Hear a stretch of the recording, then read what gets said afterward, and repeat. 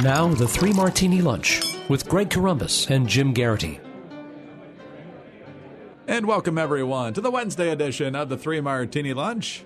Along with Jim Garrity of National Review, I'm Greg Corombos of Radio America. We have good, bad, and crazy martinis today. A couple of those could potentially qualify in multiple categories, but we start with the one we're calling good, and this is from Politico, and it refers to how Hillary Clinton is defining who's privileged and who's not. On the debate stage Monday and on the campaign trail in North Carolina Tuesday, Clinton made a strategic shift to show her privilege as different from Donald Trump's. The Clintons came from nothing and lived the American dream. Trump, she said, was just born that way. Quote, Bill and I have been blessed. We didn't come from millionaire families. My husband's father died before he was born. Bill's mother taught nursery school in order to support him. They struggled, they worked hard, and America gave him the chance to get a good education, to pursue his dreams, and end up being president. Then you got David Axelrod chiming in, saying the suggestion that Fred Trump made Donald really seems to unsettle him, as we saw again last night. They are in his head. So, Jim, Hillary Clinton trying to make the case that she's not privileged or that she is somehow a more believable multi-millionaire than Donald Trump is probably not her best argument. I was going to say, Greg, a lot of people forget that when they left the White House, they were dead broke. That's right.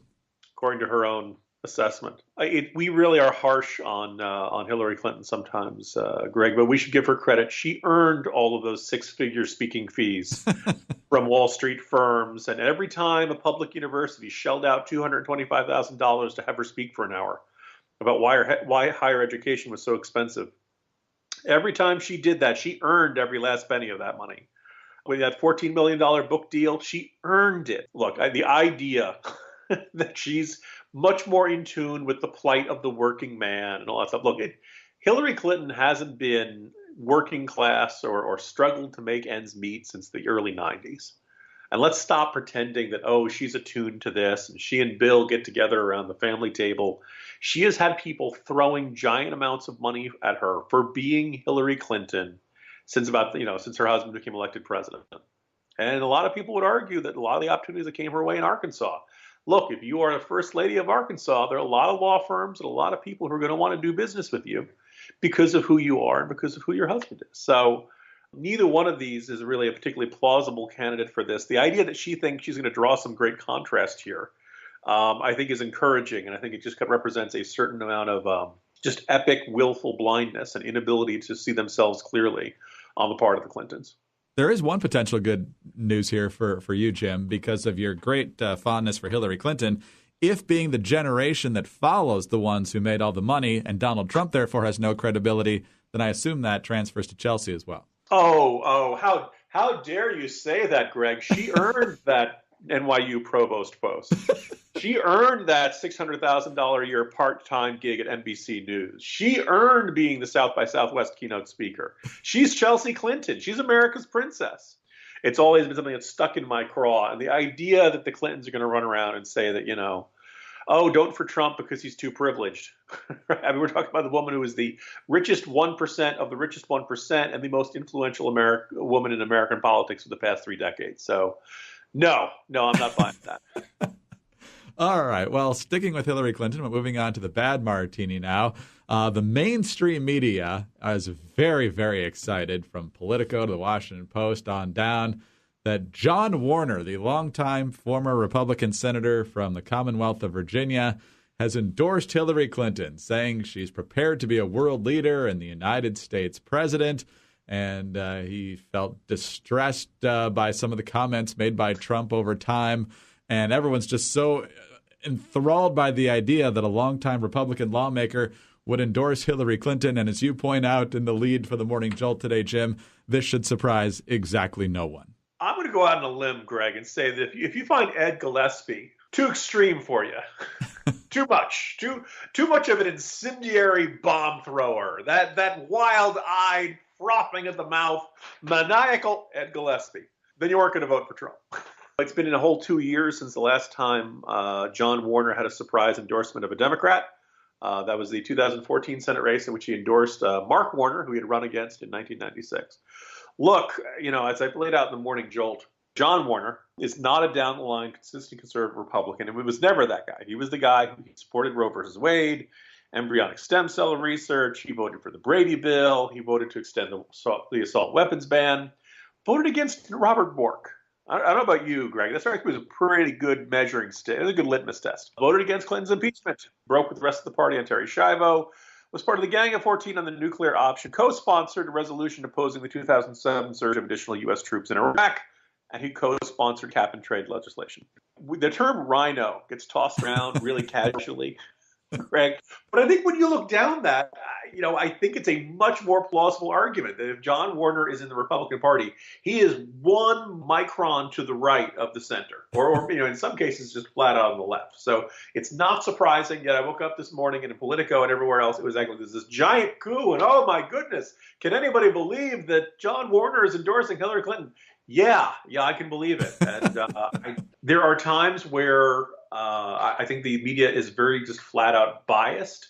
I think there are also cases, Greg, where they just flat out don't know their history and haven't bothered to pay attention to these sorts of things. So all they hear is John Warner, former Republican senator, or maybe I should maybe I mean a lot when I say former Republican, is endorsing Hillary Clinton. It's not surprising. I think this will win her one more vote in the state of Virginia than she otherwise would have, Warner's. But she's managed to get a whole news cycle out of this. If that's not crazy enough, let's move to Howard Dean. Howard Dean, of course, ran for president 12 years ago. Then he was, oddly enough, a fairly successful chairman of the Democratic National Committee, or either that or he was just a chairman during a time when the Republicans cratered around 2006 and 2008. Either way. But he watched the debate along with 80-plus million other Americans on Monday night, and he was among those who decided not to listen so much to the actual content of the debate, but the way Donald Trump breathes. That was basically in through the nose, and a lot of people see that as sniffing or sniffling as he went along. And, well, he actually got a fairly tough interview on this from MSNBC's Kate Snow. Take a listen. So following a bunch of sniffles, Governor Dean, you wrote on Twitter, notice Trump sniffing all the time. Coke user? Why did you go there? Well, you can't make a diagnosis over the television. I would never do that. But he has some interesting... That is actually a signature of people who use cocaine. I'm not suggesting that Trump does, but... Well, you are suggesting it actually in a tweet. Well, no, I'm suggesting we think about it. Do I think at 70 years old he has a cocaine habit? Probably not. But, it's something that I think it'd be interesting to ask him and see if he ever had a problem with that. I don't think this is a ridiculous idea. Something funny was going on with Trump last night. Do I think it's a cocaine? Probably not. But, again, the sniffling, the grandiosity, the delusions, the pressured speech, this guy's already proven himself to be unstable. The question is, why is he unstable? Now, Jim, I'm not saying the guy's using cocaine. I'm just saying he shows all the signs of a guy using cocaine. And what we didn't have there is Dean essentially saying, well, if he just unloads some more medical records, we can put this all to rest. But I'm not saying that this is what's going on at all. It's just really interesting. I'm not saying Howard Dean is using cocaine, Greg. At one point in the exchange, he says, I'm not suggesting that he does cocaine. I'm saying we should think about the possibility that he's doing cocaine, which is not the antonyms he seems to think it is. This is Howard Dean, who, again, this is I feel like the only an old man who remembers things that nobody else does. Howard Dean flirted with trutherism when he ran for president in 2003, 2004. He was a guy who was saying, I don't understand why Bush isn't releasing some of this information, but the most interesting rumor I heard is that the Saudis warned him. Now, we're never going to be able to prove that. Now, when you do that, that's trutherism, right? There was never any evidence of that. And that's what Howard Dean does. I thought it was pretty interesting that the sheer amount of folks in the media who are not fans of Trump were like, whoa, whoa, whoa, whoa. That's really out of line. The second kind of point is that, look, for all the flaws of Donald Trump, as far as everyone knows and as far as anyone has seen, Donald Trump doesn't drink. He is a teetotaler. He has talked about the influence of his brother being an alcoholic and how that kind of that affected the way he saw alcohol. So the idea that Trump, never touches alcohol, but has a Coke habit, I think some people are going to be a little skeptical of that. And then finally, the last piece of counter evidence there, Greg, if Trump had done cocaine before the debate, wouldn't he have more energy? Like, you can take that as a slam or just about it. Like, now, I haven't seen a lot of people on coke. Maybe I'm being influenced by Hollywood. I don't know. But generally, don't they come out kind of manic and wide-eyed and woo? I very much doubt that. And I think it just kind of indicates what a sideshow freak Howard Dean has become. Speaking of woo, it's interesting that a guy who said this 12 years ago is making cocaine allegations. Not only are we going to New Hampshire, Tom Harkin, we're going to South Carolina and Oklahoma and Arizona and North Dakota and New Mexico. And we're going to California and Texas and New York. And we're going to South Dakota and Oregon and Washington and Michigan. And then we're going to Washington, D.C. to take back the White House. Yeah!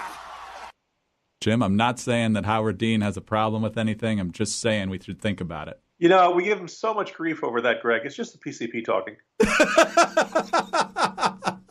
I guess we have our ways of doing things, and Greg, Howard Dean has his methods.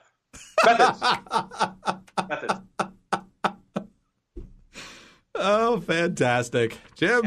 Any week I can make you laugh like that is a good one. So, that was beautiful. Good wrap-up note there. Beautiful. Talk to you tomorrow. See you tomorrow, Greg. Jim Garrity of National Review. I'm Greg Corombos of Radio America. Thanks for being with us today, and be sure to tune in again on Thursday for the next 3 Martini Lunch.